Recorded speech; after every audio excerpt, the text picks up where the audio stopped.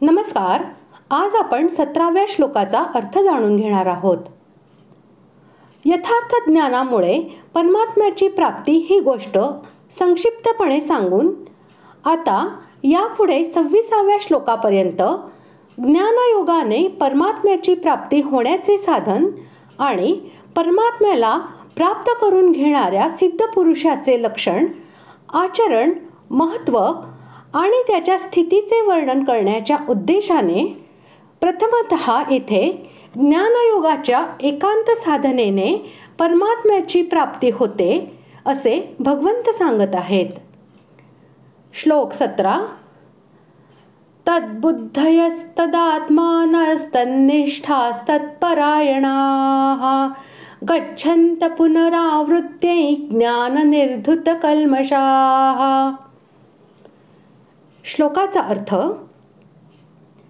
ज्यांचे मन व बुद्धी तद्रूप झालेली आहे आणि सच्चिदानंद घन परमात्म्यातच ज्यांचे नित्य ऐक्य झाले आहे, असे ईश्वरपरायण पुरुष ज्ञानाने पापरहित होऊन परमगतीला प्राप्त होतात.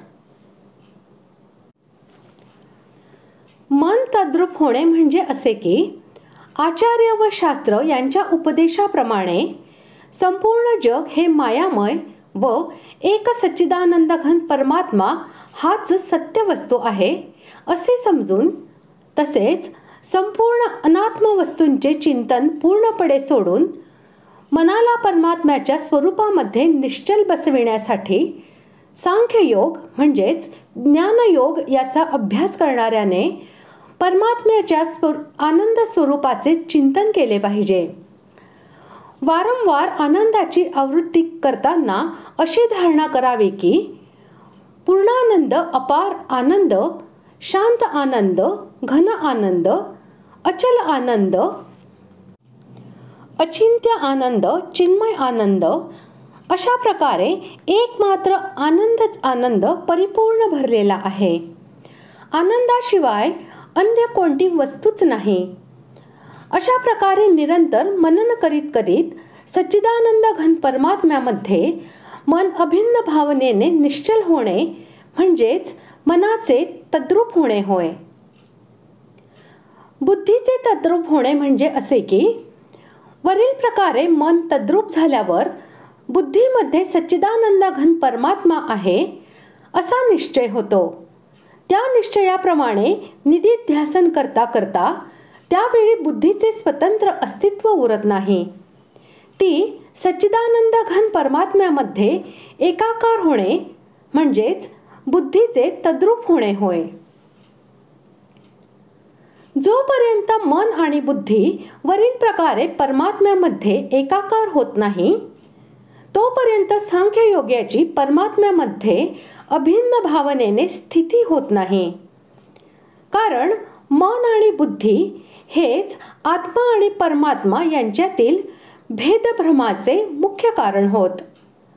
म्हणून वरील प्रकारे मन व बुद्धी हे परमात्म्यामध्ये एकाकार झाल्यावर साधकाच्या दृष्टीने आत्मा आणि परमात्मा यांच्याविषयीचा भेदभ्रम नष्ट होतो व ध्याता, ध्यान आणि ध्येय या त्रिपुटीचा अभाव होऊन केवळ एक वस्तू सच्चिदानंद घन परमात्माच उरते. म्हणजे सांख्ययोगी तन्निष्ठ होतो, म्हणजेच परमात्म्यामध्ये ऐक्य भावनेने स्थित होणे होय. वरील प्रकारे आत्मा आणि परमात्मा यांच्याविषयीचा भेदभ्रम नाहीसा झाल्यावर जेव्हा सांख्ययोग्याची सच्चिदानंद घन परमात्म्यामध्ये अभिन्न भावाने निश्चल स्थिती होते, तेव्हा वस्तुतः परमात्म्याच्या शिवाय इतर कोणतीही सत्ता उरतच नाही. त्याचे मन, बुद्धी आणि प्राण आदी सर्व काही परमात्म स्वरूप होऊन जातात. अशा प्रकारे सच्चिदानंद घन परमात्म्याच्या साक्षात इंद्रियातीत ज्ञानाने त्याच्यामध्ये ऐक्य प्राप्त करून घेणाऱ्या पुरुषांचे वाचक येथे तत्परायण हे पद आहे. 16व्या श्लोकात जे ज्ञान अज्ञानाचा नाश करणारे आणि परमात्म्याला प्रकाशित करणारे आहे असे म्हटले आहे, त्या यथार्थ तत्वज्ञानाचा वाचक येथे ज्ञान हा शब्द आहे. शुभाशुभ कर्मे व रागद्वेषादी अवगुण तसेच विक्षेप आणि आवरण या सर्वांचा वाचक म्हणून कल्मष हा शब्द वापरला आहे. कारण याच सर्व गोष्टी आत्म्याच्या बंधनाचे कारण असल्यामुळे कल्मष म्हणजे पाप होय. ते सर्व पूर्णपणे नष्ट होणे असा निर्धूत शब्दाचा अर्थ आहे. वरील प्रकारे साधनाचे द्वारा प्राप्त झालेल्या यथार्थ ज्ञानामुळे ज्या पुरुषांची मल, विक्षेप आणि आवरणरूपी सर्व पापे पूर्णपणे नष्ट झालेली आहेत, ज्यांच्यामध्ये त्या पापांचा लवलेशही नाही, जे पूर्णपणे पापरहित झालेले आहेत, ते पुरुष ज्ञाननिर्धूत कल्मषा होत असे याचे तात्पर्य आहे. येथे अपुनरावृत्ती होणे म्हणजे असे की जे पद प्राप्त झाल्यावर योगी पुन्हा परत येत नाही.